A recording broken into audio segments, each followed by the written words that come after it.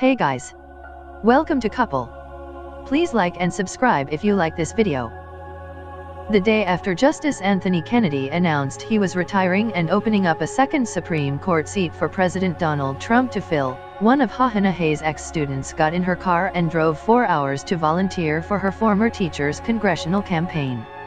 She said, "I realized I have never had to fight for a woman's right to choose," Hayes recalled, days after the 2016 National Teacher of the Year secured a decisive victory in Connecticut's 5th District Democratic primary. She volunteered all day, then drove back to Philadelphia. "I couldn't believe it when she walked through the door." Hayes' campaign was full of such moments.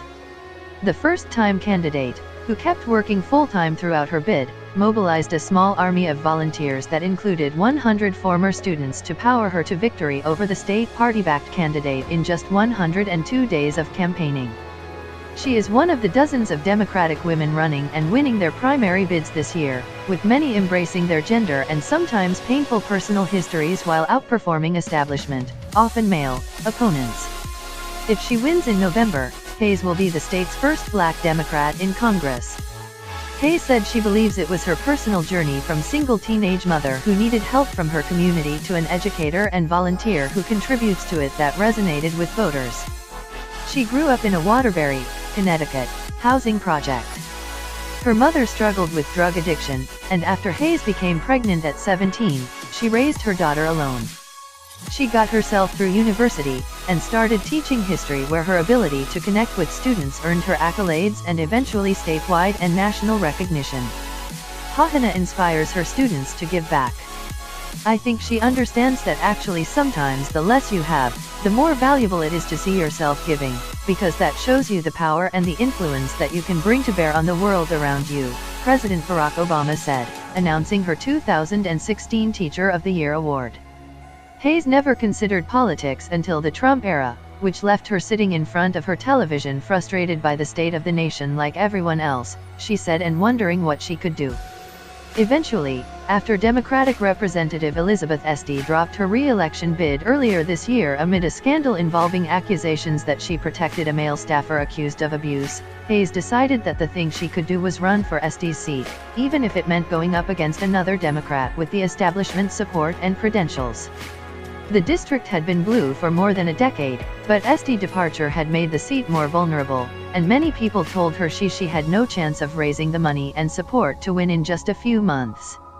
But raise money she did. Hayes raised nearly $500,000 by the end of July, according to financial disclosures, and went into the last few weeks of the campaign with $359,000 cash on hand.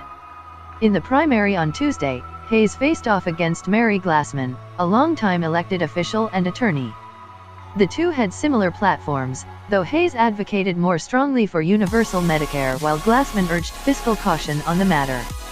But their personal stories offered voters a distinction. Hayes stressed overcoming enormous obstacles at a young age and working with students, while Glassman offered political experience and a history balancing budgets. Hayes listed at least $115,000 in student debt plus a mortgage on her financial disclosure forms. Glassman listed $1.2 million in assets. Senator Chris Murphy, Decon, who encouraged Hayes to run, called her a breath of fresh air after her win Tuesday with 62% of the vote. "We're seeing more and more that authenticity, and with all due respect to consultants including myself, just being who you are is more relatable to voters than the made-for-TV political look," said Democratic strategist Rodel Molino. Come November, Hayes will face the former mayor of Meriden, Republican Manny Santos, who has so far lagged in fundraising. Hayes said her campaign didn't follow any kind of traditional playbook and sought to get creative in event planning and social media as much as possible. "They relied more heavily on volunteers than strategists," she said. One such volunteer? 9-year-old Lamar Johnson. Johnson, who knew Hayes through church, showed up at campaign headquarters during his summer vacation and said he wanted to talk to people about Mrs. Hayes. Johnson came back day after the day to volunteer, and on Monday, he surpassed the entire campaign in voter contacts. The day before the election, he made contact with 464 people, she said. He called people and talked about Mrs. Hayes.